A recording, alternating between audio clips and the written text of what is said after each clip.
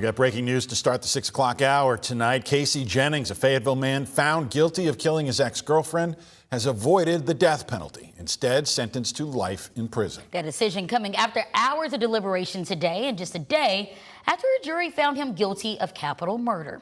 Hello and thanks for joining us tonight at 6. I'm Jurnee Taylor. And I am Hoyt. Let's get you up on this case. Yesterday, the jury found Jennings guilty on all of several charges, including capital murder, evidence tampering, and abuse of a corpse in the death of his ex-girlfriend, Allison Castro. And prosecutors argued that Jennings used a 12-gauge shotgun to kill her and then later dismembered her body.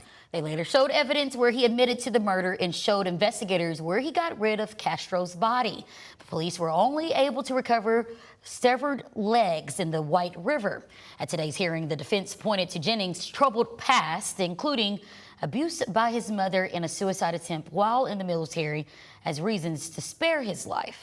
Castro's family spoke during the hearing, saying they are relieved by the ruling and are now focused on making sure that Allison is remembered. It's hard. This has been really hard.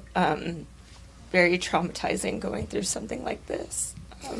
So yeah, I think it's good to know that we've reached a verdict. We've been through this multiple times, so there's some relief knowing that Casey will be gone in prison forever. And prosecutors did seek the death penalty as an option for the jury, but they returned, as we're reporting now, that life sentence without the possibility of parole. The North Little Rock Animal Shelter is warning about another scam targeting residents. Scammers are using the shelter's name and likeness along with unofficial documents to try to steal money. THV 11's Tamara Knight spoke with Animal Services to learn how it works and how to avoid it.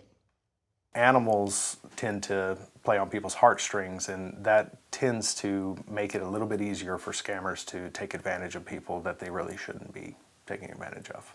North Little Rock officials say scammers are contacting pet owners asking for payments or personal financial information, claiming it's for animal licensing. We're never going to solicit anything over the phone. We're not going to take your debit card information over the phone or anything like that. Animal Services urges residents to be skeptical of any unexpected requests for money and to verify information directly with city offices. If you get something like that or you think and you're questioning it, give us a call. Just come down or give us a call and we'll be able to validate the document or tell you whether or not it's real or not. In North Little Rock, pets must have a city license, which helps verify rabies vaccination and can help officers reunite lost pets with their owners. Officials say legitimate licenses come as a metal tag issued by the city or participating veterinarians, not through online payment requests. We don't do any of that online at this time. The department also urges residents to look closely at any documents. Warning signs include misspellings, odd wording, and unprofessional formatting. Question everything when it comes to things like that because you just never know, and there's nothing wrong with double checking. Officials say they've only seen one reported case so far, but warn scammers may continue targeting pet owners by preying on their concern for their animals. Tamara Knight, THV 11 News.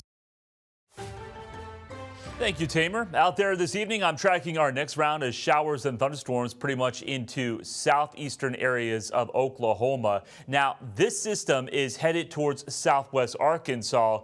We may see a few showers on the northern side, but you notice the bulk of the worst activity is going to make its way right towards Texarkana. And they don't need any more rain in southwest Arkansas. Look at these 24-hour radar estimates of rainfall. Watch this bullseye right here southwest of Texarkana. When I query it, it's showing over 13 inches of rain has fallen, and they've seen some significant flash flooding concerns across parts of Oklahoma and even into northeast Texas. We have that flash flood watch in effect for southwest Arkansas all the way until tomorrow morning, and that's where we're concerned about more flash flooding issues through the overnight hours. And then for tomorrow, that could build its way more into the Ouachitas and even closer to, say, Clark County. We'll have to watch out for that.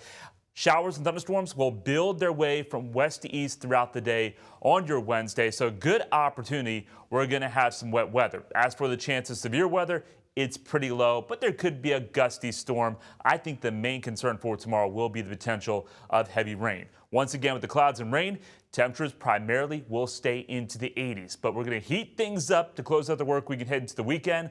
More on that complete forecast coming up. All right, Nathan, thank you. Hey, we want to get you caught up on a busy day in Washington, starting with the passage of a housing bill that aims to bring prices down by reducing federal regulations and expanding local control. Senators say it's the biggest housing bill since 1990, when the average home cost about $150,000. Now it's more than $500,000. It gets at the very heart of an issue that I think is really important to the American people, and that's the issue of affordability. This legislation is going to make that more possible, and I can't think of anything that is a better way to celebrate the 250th anniversary of this country. And now the House could vote later this week. Arkansas Representative French Hill is a lead sponsor of the House version. And as we get closer to the holiday, President Trump says gas prices will continue to go down. He spoke today in Pennsylvania on the economy and said the national price for a gallon of gas has gone down more than 60 cents a gallon and expects that to keep happening as July 4th nears. Well, America only turns 250 once, and firework retailers are betting families are ready to celebrate in a major way. But with inflation still stretching some household budgets, is it a battle between patriotism and pocketbooks? TV11's Tanya Motorzitsky spoke with a Cabot fireworks dealer about what they're seeing and expecting this holiday season. Firework tents ordered extra supplies this year. We're prepared for a busy season. Like J&J's Fireworks in Cabot. We're expecting higher than normal turnout. We've already seen more than we have in previous years. Co-owner Austin Johnson says they ordered more ahead of America's big 250 birthday. With tables filled and more fireworks in storage, they say they're already seeing double the sales compared to this time last year. And they just opened Friday. So we tried to buy enough for the whole season. We expected higher than turnout. We didn't want to run out. We ran out in 2021 and 2020, and so we really didn't want to repeat that. I mean, I hope we do. That would be great for business, but we want to make sure that everyone gets to celebrate. Even with tensions overseas, Johnson says they were lucky and prices for fireworks are the same as last year. The good thing is most of our stuff came in prior to all the oil stuff going on overseas. Overall, even with inflation impacting many families, he says it's not steering people away from celebrating the 4th. Enjoy family, enjoy the community. That's what the whole holiday is about, is just being part of a whole community together. Try to shop early if you can. If not, somebody will have something somewhere. If not, find a friend, a neighbor. In Cabot, Tanya Motorzitsky, THV 11 News. Tanya, thank you. And as a reminder, a lot of central Arkansas cities, it is illegal to set off fireworks within city limits. That includes Little Rock. Violators could rack up tickets or fines. A federal judge has blocked a restriction on SNAP that could remove candy and soda from being bought with those benefits cards. It's something that's already in place or planned in 23 states, including Arkansas, where it's set to begin on July 1st. But the judge didn't rule based on the merits of the idea. Instead, found problems with how the law defines certain foods within the SNAP guidelines. Now, the administration has not said whether they plan to appeal or not. Tonight, we're continuing our coverage of the lawsuit against Roblox and Discord filed by Attorney General Tim Griffin yesterday, hearing from local authorities on how they are keeping kids safe. Benton County Sheriff Sean Holloway says his office has been warning parents about the risks of online games and social apps like these for years, and adds that investigators often find suspects using those platforms to build trust with children over long periods of time. When we start getting into digital devices, find out that the children have been communicating with some of these people for a long time. Some of the suspects we've arrested, we'll get on there and we'll see that they've been grooming. We may be working one case, but it turns out we have 10 to 30 potential other victims. He also says that officials are working to create a regional hub to investigate online predators. Well, after the break, an update on the Pine Bluff Aquatic Center. What we know about the investigation as the doors are reopened for the first time in weeks.